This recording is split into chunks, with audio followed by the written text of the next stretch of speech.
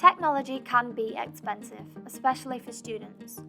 With school starting back in a few weeks, we know that it can be difficult to find the right laptop which is both work and cost efficient. So we decided to do the cheap laptop challenge. We went onto the Dell website and ordered the cheapest laptop that we could find.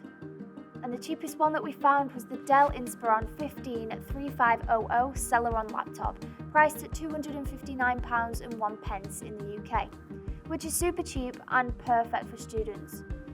In this video, we are going to be reviewing and benchmarking this laptop to see how good or bad it really is. And as always, if you are new here, please be sure to click the subscribe button and turn on the bell for future video notifications. And now without further ado, let's get on with the video.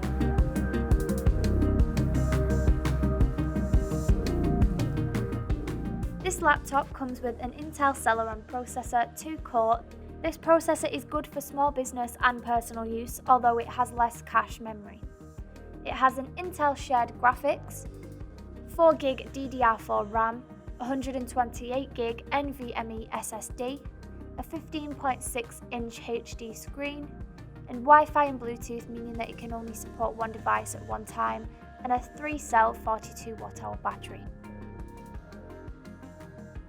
This Inspiron has a very different appearance than others in our previous videos. It has a much thicker and more simplistic design with a smoother outer casing. Although this laptop is considerably heavier than the newer, more expensive Inspiron models, it still only weighs about 1.77 kg, which is actually lighter than it looks. So onto the ports. On the right hand side of the laptop is an SD card reader, a USB 2 and a wedge-shaped lock slot.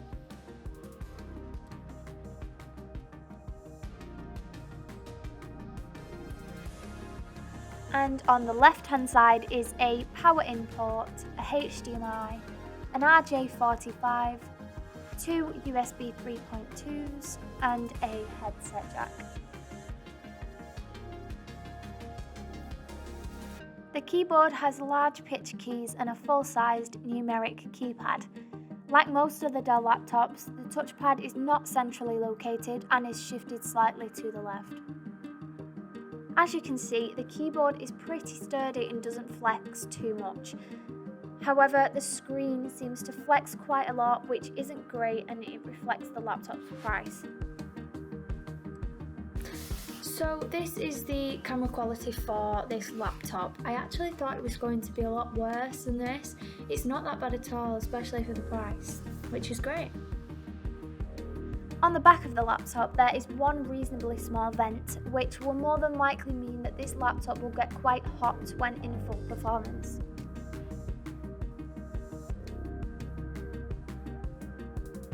So here we have the laptop with the back off, exposing all of its interior parts, which I will go through now.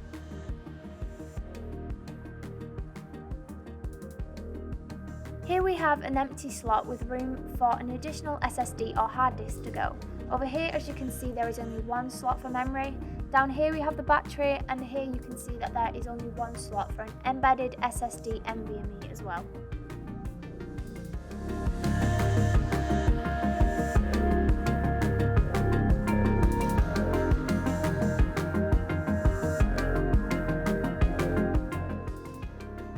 On the screen here are the benchmark results for PC Mark 10, and it actually failed to run the program, which we have not had before.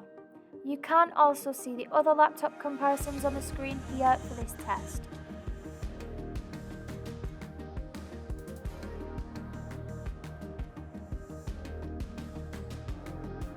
And here are the results for the rest of the productivity benchmarks. So first we have 3D Mark, Firestrike and Night Raid. As you can see, Night Raid performed significantly better than Firestrike. Next we have Geekbench 5, both single and multi-core.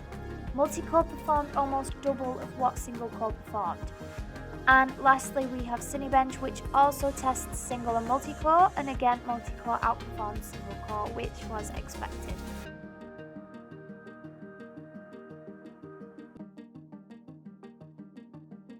The next benchmark that was done was Crystal Disk Mark, which tests the read and write speeds of the laptop. Here are the results that were gathered.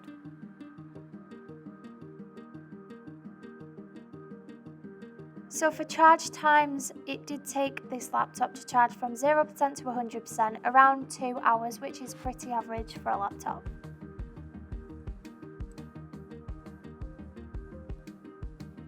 We also tested the power of the laptop to see how long it would last while running at full capacity without the charger. The results came back with a whopping 301 minutes before the laptop died, which is approximately 5 hours long. This topped all other previous comparisons by far, which we believe is due to the laptop being much less powerful than the higher performance laptops listed on the screen.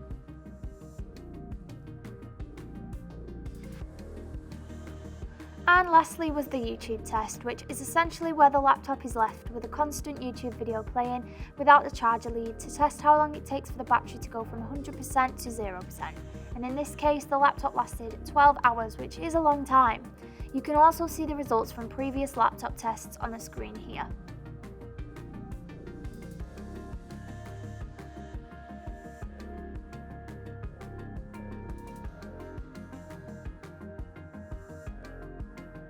We also completed a thermals test on the laptop to see how much heat it produced when running at full capacity. And as you can see here, it didn't actually heat up that much, which will be down to low CPU performance.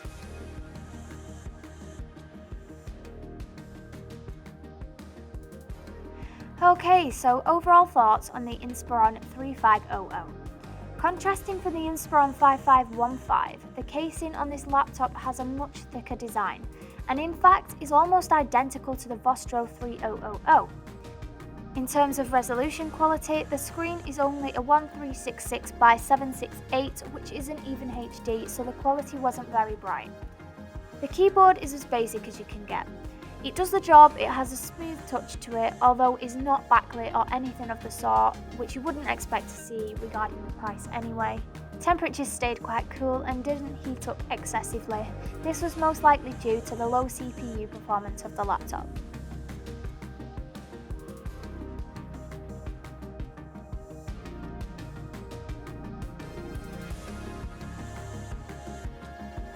So that brings us to the end of this video.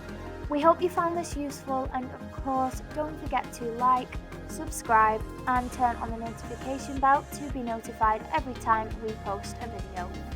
We will be doing a side-by-side comparison video very soon between this laptop and the Vostro 3000, so stay tuned for that and we will see you in the next one.